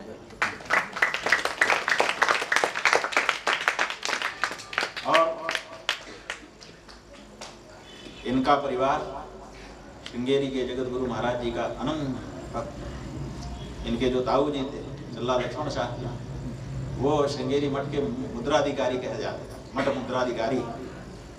और ये जो अन्नपूर्णा प्रसाद जी यहाँ पर जो उनका मठ है श्रृंगेरी महाराज जी का, उसके करता धरता यही है, सारा कार्य निर्वहन इन्हीं के माध्यम से होता है। और ये जो स्थान है चिंतामणि गणेश जी का, इस स्थान में जाने कितनी बार हमारे गुरु जी, जाने कितनी बार पुरी के शंकराचार्य जी महाराज, जाने कितनी बार श्रृंगेरी के महाराज जी और द्वारका के महाराज श्री भी यहाँ पर आए हुए हैं। तो ऐसा कोई स्थान अगर काशी में आज है जहाँ चारों शंकराचार्य एकाधिक बार आए हैं तो वो यही चिंतामणि गणेश मंदिर परिसर। पहले मंदिर के बगल में ही बाएं हाथ पर जो छोटा स्थान है वहीं पे सभा हो जाती है। फिर ये हमारे मान जी आए, इनके पुरुषार्थ से यहाँ पर एक दिव्य सत्संग मंडप तैयार हुआ और यहाँ पर सत्संग शुरुआत हुआ। 23 वर्ष से निरंतर सत्संग हो रहा है, शोभा यात्रा निकलती है और सम्मान होता है, भंडारा होता है और प्रतिवर्ष हमको इसमें सम्मिलित करने के लिए न्योता देते हैं। जिस समय हम यहाँ काशी में रहते हैं हम तो जरूर आते हैं, जाने कितनी बार तो हम ही आ गए होंगे, अब हमने तो गिना नहीं कि इसमें से कितनी बार आए, क्योंकि गिनने की बात ही नहीं है। यहाँ तो हर बार हम लोग आते ही हैं, अपना घर है, तो इसलिए यहाँ हम लोग आए, यहाँ आकर के प्रसन्नता होती है। और जब जब हम लोगों को कोई महान कार्य आया, बड़ा कार्य आया, तो हम लोगों ने आकर के भगवान चिंतामणि गणेश की आराधना यहाँ पर की। अभी तक तो भगवान ने हर बार कृपा की। अब हम लोगों ने भगवान चिंतामणि गणेश से गौ माता की रक्षा के लिए, उनके सम्मान प्रतिष्ठा की रक्षा के लिए अर्जी लगाई है। भगवान उसको भी जब उनकी इच्छा होगी पूरा करेंगे। राम सेतु की रक्षा हुई और दूसरे कार्य हुए, इसमें हमारा कुछ नहीं है। हमारी बहन तो हमारे लिए भाव रखती हैं, इसलिए कहती हैं ये सब हमारे गुरु जी महाराज उन्हीं का बल था, उन्हीं की प्रेरणा थी और उन्हीं की ताकत थी। हम लोगों में कोई ताकत नहीं है। ये ट्यूबलाइट जैसे रहती है, रहे तो भी क्या, करंट चला जाए तो रही जाए, क्या फर्क पड़ता है। ऐसे ही हम लोग तो ट्यूबलाइट है, उसका करंट तो गुरु महाराज है और उनकी परंपरा है। तो उन्हीं के आशीर्वाद से सब होता रहा, उसी में हम लोगों को भी ना जानने वाले, जो कम जानने वाले लोग होते हैं, वो कैशियर को ही मालिक समझ लेते हैं कि यही तो गिन गिन के देता है, यही मालिक है। और कैशियर जानता है कि हम क्या देंगे किसी को, देने वाला तो कोई और, देनहार कोई और है, देत रहत दिन रहे। बंधुओं, देने वाले गुरु लोग हैं। हम ईस्वी सन 94-95 की बात याद कर रहे हैं, जब श्रृंगेरी महाराज जी, पूज्यपाद भारती तीर्थ जी महाराज जी काशी की यात्रा पर आए थे। तो उनका कार्यक्रम कई जगह पर यहाँ हुआ, 7, 8, 10 दिन यहाँ पर विराजे। और 15 दिन 1 दिसंबर 94 से 15 दिसंबर 94, 1 दिसंबर 94 से 15 दिसंबर 94, यही समय लगभग। पूरा उसके बाद यहाँ से हम पूरे में थे, उसके बाद यहाँ से हम जाने लगे, माने महाराज जी बिहार की तरफ जाने लगे। तो हमारे पास जिप्सी गाड़ी थी, हमने कहा नियम है कि कुछ दूर तक जाके छोड़ना चाहिए, तो हम लोग पीछे लग गए जिप्सी गाड़ी। तो गणेश जी, ये प्रसाद जी उसी गाड़ी में, प्रसाद जी और हम रहे जी, हाँ गणेश जी, सासाराम हाँ सासाराम यहाँ से जा रहे हैं। तो ये लोग हमारी गाड़ी में बैठ गए कि चलो थोड़ा छोड़ के आते हैं। तो हम लोग यहाँ से चले, पार हुए, उस समय वो पीपा पुल था, उधर गए, फिर मुगल सराय के आगे गाड़ी चलने लगी, काफ़ी आउट में चले गए हम लोग। तो हमने सोचा कि अब अपने को वापस चलना चाहिए, नहीं तो हम लोग तो सासाराम ही पहुँच जाएंगे। तो हमने गाड़ी बढ़ाई ओवरटेक करके कि गाड़ियाँ रोकी जाएँ। तो ये लोग हमसे कहने लगे कि अरे नहीं, ऐसा नहीं करते हैं, ओवरटेक नहीं करना चाहिए। उनके तो रोकेंगे कैसे, और रोकेंगे नहीं तो प्रणाम कैसे करेंगे, प्रणाम करके ही विदाई होती। तो हम तो इनके कहने से नहीं माने, हमने गाड़ी बढ़ाई, ओवरटेक किया, और आगे दूर खड़े होकर के उतर करके हम लोगों ने हाथ दिए। तो महाराज जी की गाड़ी रुक गई तो हम लोग दौड़ के गए, ये लोग भी गए, और वहाँ पर हम लोगों ने गुरु जी से प्रणाम किया कि महाराज जी ठीक है, अब हम लोग वापस जाएंगे, आप आगे जाएंगे। तो महाराज जी ने नारियल निकाला और प्रसाद हमको दिया, और हमारे माथे पे हाथ रखा, हाथ रख के ऐसे थोड़ा सा प्यार दिखाया, और फिर बातें की। तो ये अन्नपूर्णा प्रसाद जी कहने लगे कि मैं तो कितने साल तक श्रृंगेरी में रह करके अध्ययन मैंने किया है, ऐसे तो किसी के माथे पे हाथ रखते नहीं। क्यों जी, यही कहते ना। ये कहने लगे मैं तो इतने 13 साल 15 साल में श्रृंगेरी में रहा, मैंने कभी नहीं देखा, ये कैसे हो सकता है। हमने कहा हो सकता है क्या, हम तो अभी हुआ है। अब हम लोग वहाँ से चले गाड़ी में, ये यही बार बार कहें कि ऐसा कैसे हो सकता है। हमने कभी हो सकता नहीं, हुआ है, अभी आपने अपनी आँख से देखा है। इनको भरोसा ही नहीं होता, लेकिन उन्होंने तो ये कृपा की। और उन्होंने उससे पहले श्रृंगेरी परमहंसी गंगा जी आश्रम जब आए थे इसी यात्रा में, यहाँ के पहले, अच्छा दोबारा जो गए, हाँ, तो वहाँ पर हमारे माथे पे फिर हाथ रखा था और कहा था तुम मेरे शिष्य हो, और ये शब्द कहा था। और फिर बाद में उन्होंने हमको मंत्र दीक्षा दे करके अपना शिष्य भी बनाया। तो उन्होंने हमारे ऊपर बड़ी कृपा की। उन्हीं गुरुओं का बल है कि हम लोग अपनी बात कह पा रहे हैं, और आगे भी उनके ही बल से कह पाएंगे।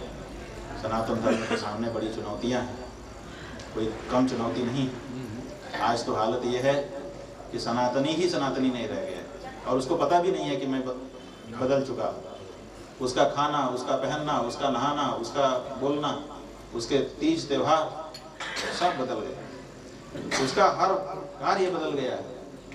ऐसी परिस्थिति में सनातन धर्म की रक्षा करने का अपने ऊपर दायित्व है। हम लोग समझते हैं कि अगर हम लोग इस बारे में चिंतित रहे और सचेष्ट होकर के खड़े हुए तो सब होगा। चिंतामणि गणेश जी भगवान बैठे हुए हैं, गुरु महाराज बैठे हुए हैं, क्या समस्या है। तो गौ माता की रक्षा के लिए निर्णायक सम्मेलन करने का हम लोगों का विचार है। 10-11 मार्च को चैत्र के कृष्ण पक्ष की सप्तमी अष्टमी को, शीतला सप्तमी शीतला अष्टमी 2 दिन का पर्व होता है बसेवरा। जिस समय उसी समय हम लोगों ने सोचा है कि दिल्ली में इकट्ठा हों और पूछें हम, जैसे समर्थन वापसी पे राजनीति में विचार होता है। कोई पार्टी किसी को समर्थन दे के सरकार बनवाती है तो ज़रूरत पर वापस भी लेती है कि हम वापस ले लें।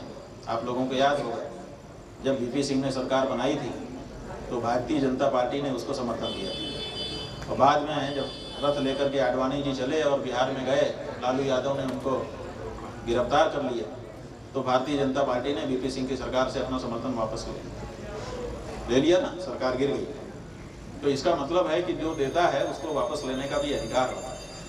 तो ऐसे ही अब हमको एक बात पूछनी है देश की जनता से, आप लोगों से और देश के संतों महंतों आचार्यों से, कि आपने आशीर्वाद दिया है अमुक पार्टी को, कोई बाधा नहीं, कोई भी देता है, आपने दिया, कोई बाधा नहीं, लेकिन जब वो गौ हत्या भी नहीं बंद कर पा रहे हैं तो आप पुनर्विचार करिए कि आप अपना आशीर्वाद कंटिन्यू करना चाहेंगे कि उसको विड्रॉ करना चाहेंगे। ये सवाल है हमारे मन में। तो ये पूछने के लिए हम दिल्ली में बैठेंगे, बुला रहे हैं सबको, कोशिश कर रहे हैं कि सब लोग आएँ। जो आएगा समझ में आएगा कि भाई ये ठीक है, जो नहीं आएगा उसकी भी बात समझ में आएगी, साफ बात तो साफ होगी। तो पहले हम आप लोगों से पूछना चाहते हैं कि आप लोग बताओ, क्या आप लोग ऐसी पार्टी को अपना समर्थन जारी रखना चाहेंगे जो गौ हत्या भी रोकने के लिए तैयार नहीं? बोलो हाँ कि नहीं? ऐसे हाथ ऐसे करके कहो तब जाने ये नहीं, कोई नहीं चाहेगा। बिल्कुल ठीक है, आपका जवाब एकदम सही है, कोई नहीं चाहेगा। लेकिन ये सवाल ही कोई नहीं पूछ रहा है, इसीलिए लोग सोचते हैं होगा, चलते जा रहा है। 78 साल हो गए, कब होगा? कोई मियाद होती है ना, बीरबल की खिचड़ी भी पक जाती है। बीरबल की खिचड़ी का जानते हो कि नहीं? बीरबल की खिचड़ी जो है बहुत ऊपर चढ़ा दिया था उन्होंने और आग जलाते जाते थे, कहते थे कि खिचड़ी पक जाए, खा लूँ तो आ जाऊँ। अकबर बैठा था उनकी प्रतीक्षा करने, अकबर ने कहा जाओ पकड़ के ले आओ। क्या बात? पकड़ के लाए गए, कहा भाई तुम्हारी खिचड़ी पकती ही नहीं। कहा हुजूर आपको चल के देखना चाहिए, खूब आग लगाए हुए हैं।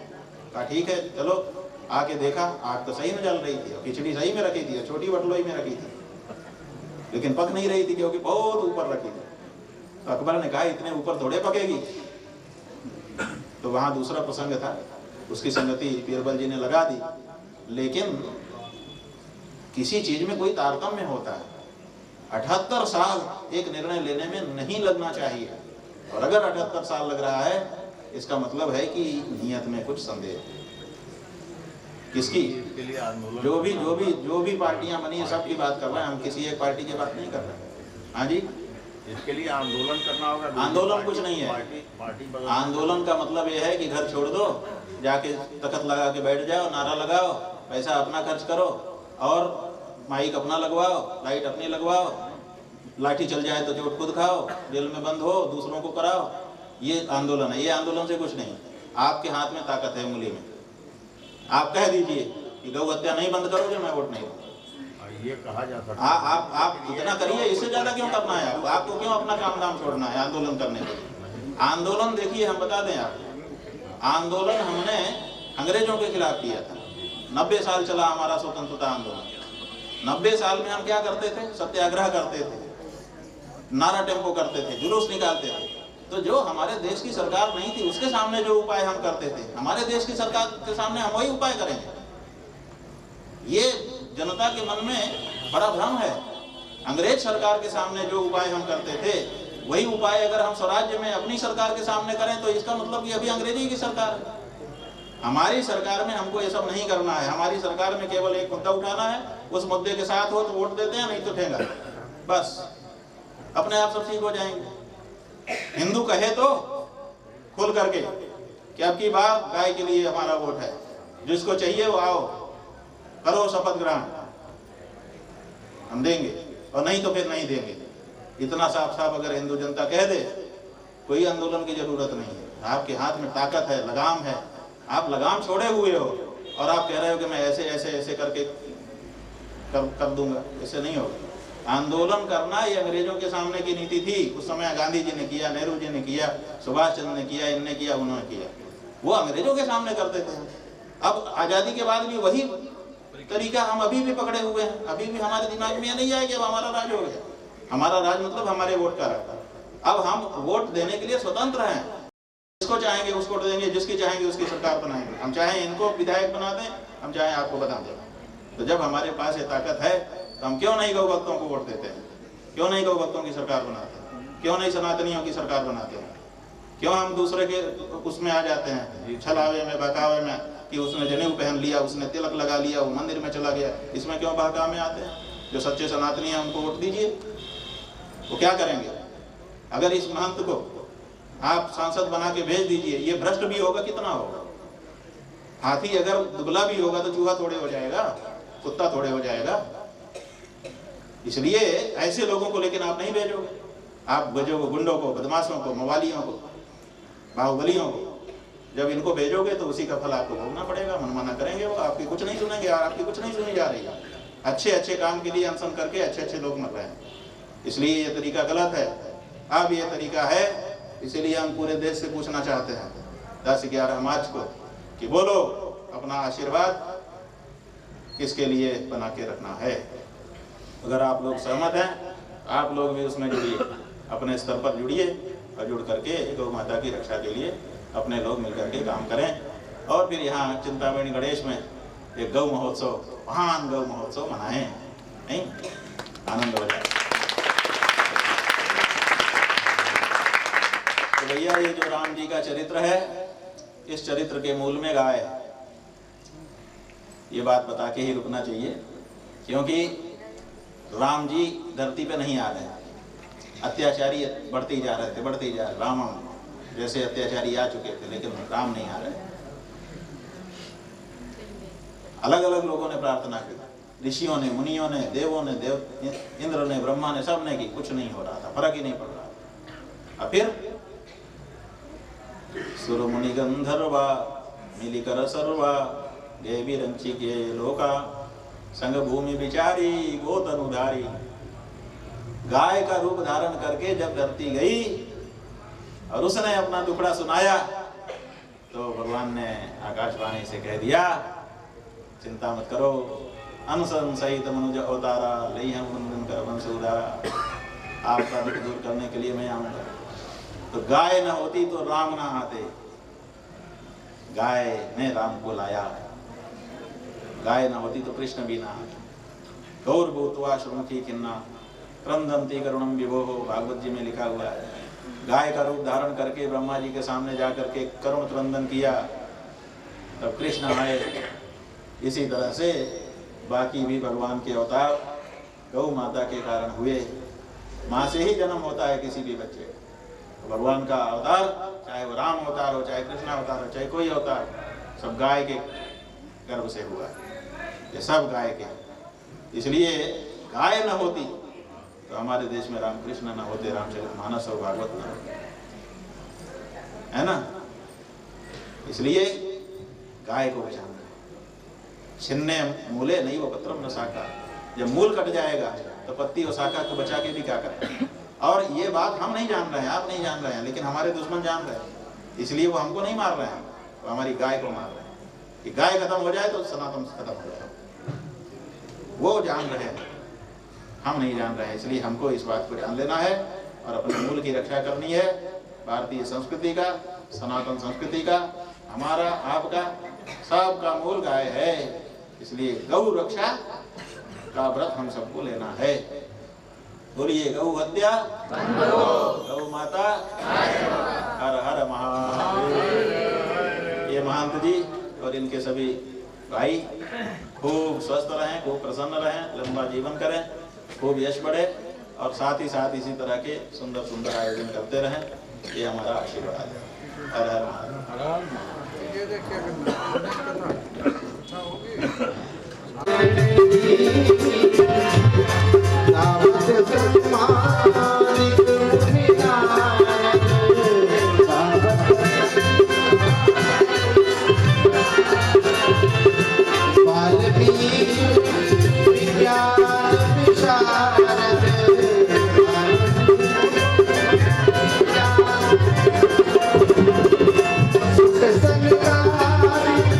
शेष अनुसार